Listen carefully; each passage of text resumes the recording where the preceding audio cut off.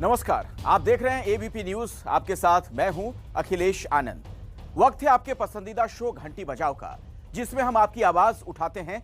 लेकिन आज दिन है देश की आवाज उठाने का, उन दुश्मनों के खिलाफ जो भारत के खिलाफ जहर उगलते हैं, जो भारतीय सेना का मनोबल गिराने का प्रयास करते हैं। जी हां, हम बात कर रहे हैं पड़ोसी मुल्क चीन की, जो जनरल बिपिन रावत की मौत के बहाने अपना झूठा प्रचार फैलाने में लग गया है। चीनी अखबार ग्लोबल टाइम्स ने हेलीकॉप्टर हादसे को लेकर भारतीय सेना पर सवाल उठा दिए, लेकिन चीन की इस हिमाकत का देश ने करारा जवाब दिया। आप देखिए इस रिपोर्ट के जरिए।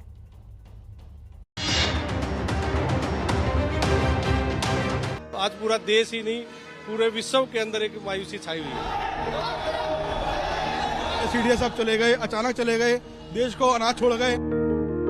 इनकी जो क्षति हुई है वो कभी भी इनकी पूर्ति नहीं हो सकती। वैसे लड़के जाते हैं तो एक फक्र होता है, इस तरीके से इस हादसे में गए तो देश का हमारा बहुत बड़ा नुकसान है। इनका एक नारा था, इधर से गोली नहीं चलाएंगे और उधर से गोली चलेगी तो इधर से गिनती नहीं होगी। जो दुनिया छोड़ के चले गए उनके लिए थोड़ा सा अगर हम आ गए तो कोई बड़ी बात नहीं। जनरल रावत हमारे दिलों में है, वो कभी नहीं मर सकते, कभी शहीद नहीं हो सकते।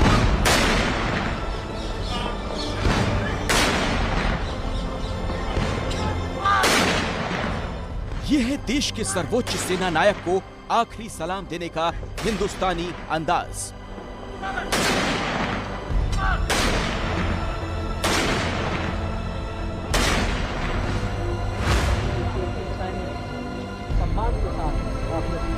गम के बीच गर्व का एहसास कराती ये तस्वीरें पूरी दुनिया ने देखी।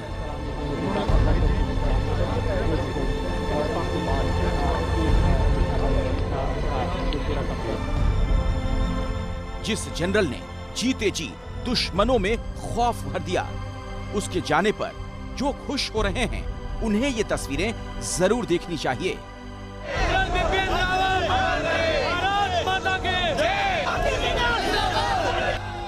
जनरल बिपिन रावत के आखिरी सफर के लिए जुटी लोगों की ये भीड़ उन दुश्मनों के लिए पैगाम है जिन्हें लगता है कि एक हादसा हिंदुस्तान का हौसला तोड़ सकता है।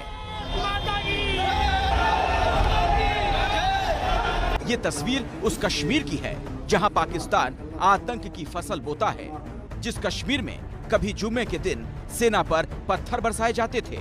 उसी कश्मीर में जुमे की नमाज के वक्त जनरल रावत और शहीद हुए बाकी अफसरों और जवानों की आत्मा की शांति की दुआ पढ़ी गई। इसके अंदर या अल्लाह जो बिपिन रावत साहब की अल्लाह उनकी मग़फ़िरत नसीब फरमा, या अल्लाह तमाम जो गए गुजरे हैं इस हफ्ते के अंदर अल्लाह उनके साथ अपना करम का मामला। लाइन ऑफ कंट्रोल के पास कुपवाड़ा की मस्जिदों की ये तस्वीर देश की ताकत दिखाती है। या अल्लाह जो बिपिन रावत साहब कल हादसे के शिकार हुए हैं, या अल्लाह उनकी मग़फ़िरत फरमा। आखिरी दावाना अल्हम्दुलिल्लाह। इसी तरह श्रीनगर की मशहूर लाल चौक पर भी जनरल बिपिन रावत को कुछ इस तरह से श्रद्धांजलि दी गई। भारत के पहले chief of defence staff general Bipin Rawat भले ही चले गए, लेकिन देश को प्यार करने वाले हर भारतीय के दिल में वो जिंदा हैं और हमेशा रहेंगे, क्योंकि ऐसे जनरल कभी मरते नहीं। ये अलग बात है कि जिन दुश्मनों को जनरल रावत ने हर कदम पर चोट दी, वो उनकी मौत पर न सिर्फ खुश हो रहे हैं, बल्कि बेहुदी और बेतुकी बातें कर रहे हैं। इसीलिए चीन का सरकारी मीडिया एक जनरल की मौत के बहाने झूठे प्रचार में जुट गया।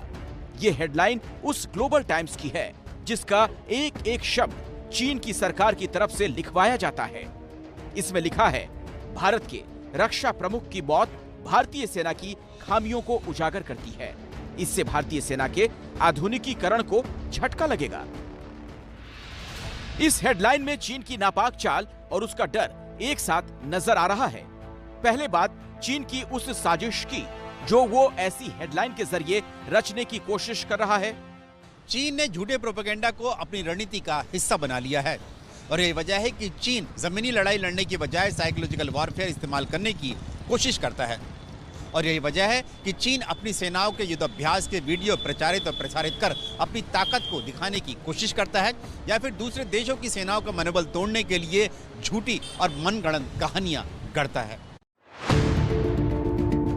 और ऐसी ही कहानी गढ़ी गई है इस आर्टिकल में। इसमें लिखा गया,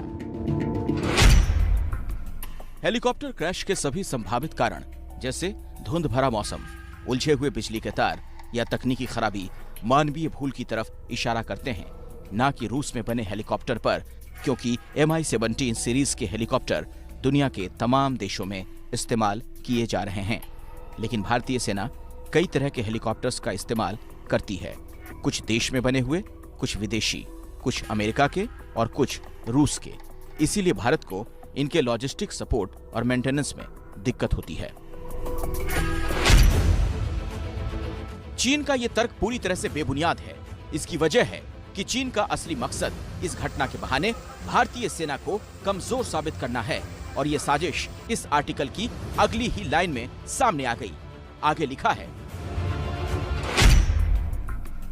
भारत सेना एक अनुशासनहीन सैन्य संस्कृति के लिए पहचानी जाती है और भारतीय सैनिक अक्सर एसओपी और नियमों का पालन नहीं करते हैं। एक सांप का क्या काम है? सिर्फ जहर उगलना, बाइट करके जहर उगलना। तो चीन तो एक बहुत बड़ा सांप है, ये तो जहर ही उगलेगा, इसके अलावा तो उसके पास कुछ है नहीं देने को। ये बहुत क्लियर है कि चीन को इंडिया के मॉडर्नाइजेशन से तकलीफ है, और इसलिए तकलीफ है क्योंकि वो जानता है कि आज अगर वो इंडिया के खिलाफ कुछ एक्शन करे तो इंडिया उसको मुंह तोड़ जवाब देगा। चीन का मकसद बड़ा क्लियर है कि किसी तरीके से हिंदुस्तान की सेना का जो है मनोबल कमजोर करे और अपनी सेना को कहे कि हिंदुस्तान की तैयारी इस माफिक नहीं है, आप डट के रहो। ऐसे वक्त पर जब दुनिया के तमाम देशों के बड़े बड़े नेताओं ने भारतीय जनरल बिपिन रावत के निधन पर शोक जताया, तब पड़ोस में बैठा चीन जनरल रावत और भारतीय सेना के खिलाफ इस तरह की बातें करने की हिमाकत क्यों कर रहा है? इसका जवाब भी ग्लोबल टाइम्स के इसी आर्टिकल में मिल जाता है। इसमें लिखा गया है, भारत में चीन विरोधी सबसे बड़े सैन्य अधिकारी के जाने के बाद भी चीन के लिए भारत के आक्रामक रुख में किसी बदलाव की संभावना नहीं है। और यही है चीन का वो डर जो जनरल रावत ने पिछले 5 सालों में कायम किया था। हमेशा जवानों के साथ रहकर उनका हौसला बढ़ाने वाले जनरल रावत के नेतृत्व में भारतीय सेना ने चीन की हर हिमाकत का करारा जवाब दिया। Situation along the line of actual control in eastern Ladakh remains tense, and the PLA is facing unanticipated consequences of its misadventure in Ladakh because of the Indian Defence Forces' firm and strong response. Our posturing is unambiguous. We will not accept any shifting of the line of actual control.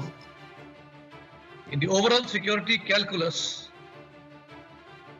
border confrontations, transgressions and unprovoked tactical military actions spiraling into a larger conflict cannot therefore be discontinued or discounted.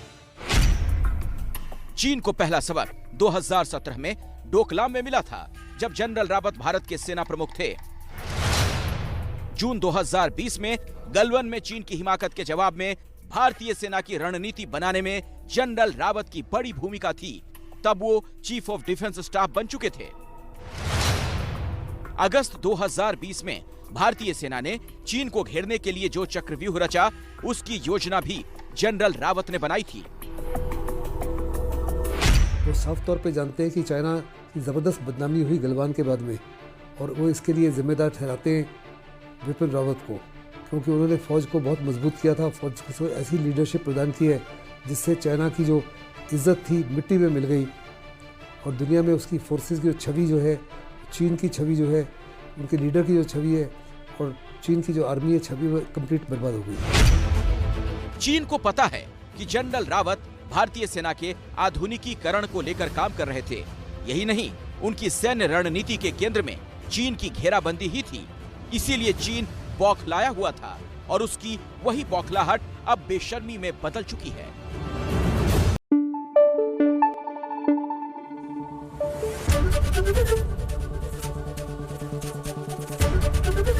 ABP news आपको रखे आगे।